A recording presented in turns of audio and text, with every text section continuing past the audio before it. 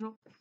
Il était une fois une enseignante de mathématiques qui avait envie de faire une vidéo poche pour ses élèves concernant les rabais et les taxes. Alors voilà, c'est le vidéo poche qui commence. Donc voici ma situation. J'ai une facture et je me rends compte que j'ai acheté un article à 86,25, donc 86,25 $. J'ai eu un rabais de 20% et des taxes de 15%. Donc, je me suis acheté vraiment un article qui coûtait cher. Ça doit être mon SodaStream qui est en arrière, là, très très cool. Bref, c'est bien le fun d'en avoir un. Enfin, donc, les informations qu'on a à retenir, c'est que ça nous a coûté 86,25 $ et ça, c'était en comptant le rabais de 20% et les taxes de 15%. Cool!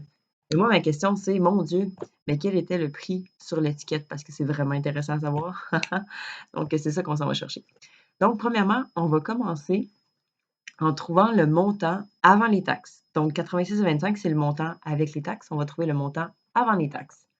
C'est pourquoi on va ici écrire donc 86,25. Ça correspond à 115% de notre montant. Donc, 100% de notre montant plus les 15% de taxes. Wow! Donc, ça fait 115. On va aller chercher le montant avant les taxes, donc le 100% du montant, et ce, sans le 15% des taxes. Donc, je fais le produit croisé, 86,25 multiplié par 100 divisé par 115, ça me donne 75 $. Youhou! J'ai presque terminé. Ça, c'est le montant avant les taxes. Yeah! Maintenant que j'ai mon montant avant les taxes, j'ai quand même pas trouvé le montant avant mon rabais. Oh!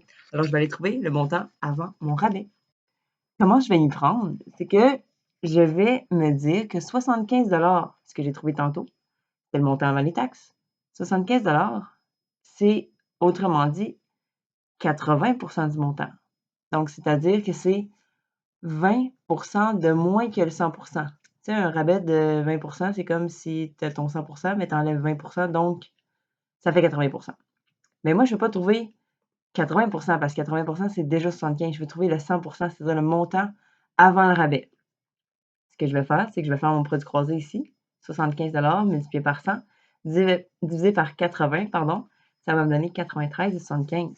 Et ça, mes amis, mes chers élèves, c'est le montant qui, en fait, constituait, qui était écrit sur l'étiquette de mon item. Donc, j'ai bel et bien acheté un item de 93,75. Et on peut essayer de faire de l'argent sur mon dos. Donc, voilà. C'est tout. J'espère que vous avez bien compris. Sinon, mais c'est pas grave. On revoit ça en classe. Bye!